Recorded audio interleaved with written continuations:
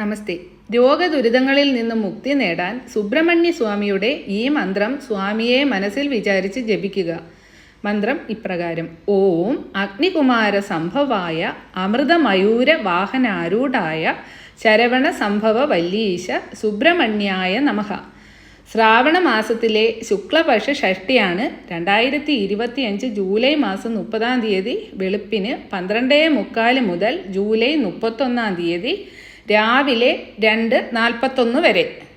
അപ്പോൾ സുബ്രഹ്മണ്യൻ്റെ അനുഗ്രഹത്തിനായാണ് ഷഷ്ടിവ്രതം നമ്മൾ ആചരിക്കുന്നത്. സ്ത്രീകൾക്കും പുരുഷന്മാർക്കും ഒരുപോലെ ഈ വ്രതം എടുക്കാവുന്നതാണ്. മുൻജന്മ പാപങ്ങൾ മാറാനായി ഷഷ്ടിവ്രതം എടുത്ത് പ്രാർത്ഥിച്ചാൽ അത് മാറിക്കിട്ടും എന്ന ഒരു വിശ്വാസമുണ്ട്. ഇനിയിപ്പോൾ നമ്മളൊരു തെറ്റും ചെയ്തിട്ടുണ്ടാവില്ല, പക്ഷേ നമ്മുടെ കുടുംബപരമായിട്ടുണ്ടാകുന്ന ചില ദോഷങ്ങൾ നമ്മെ ബാധിക്കാറുണ്ട്. അത് മാറിക്കിട്ടാനായുള്ള ഉത്തമ മാർഗമാണ് മുരുകസ്വാമിയെ പ്രാർത്ഥിക്കുന്നത്. മഹാജ്യോതിഷിയാണ് മുരുകസ്വാമി.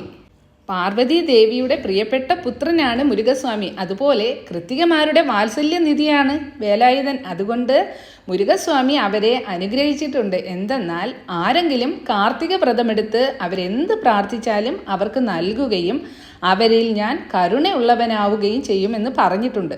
അതുകൊണ്ട് ഭഗവാനെ പ്രാർത്ഥിക്കാൻ ഏറ്റവും ഉത്തമമായ ദിവസമാണ് എല്ലാ മാസത്തിലും വരുന്ന കാർത്തിക നക്ഷത്രം വരുന്ന ആ ദിവസം.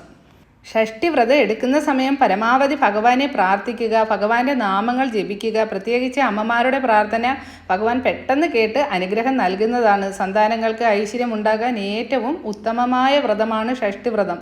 വ്രതം എടുക്കുന്നത് എങ്ങനെയാവണം എന്നത് എല്ലാവർക്കും അറിയാവുന്നതാണ്.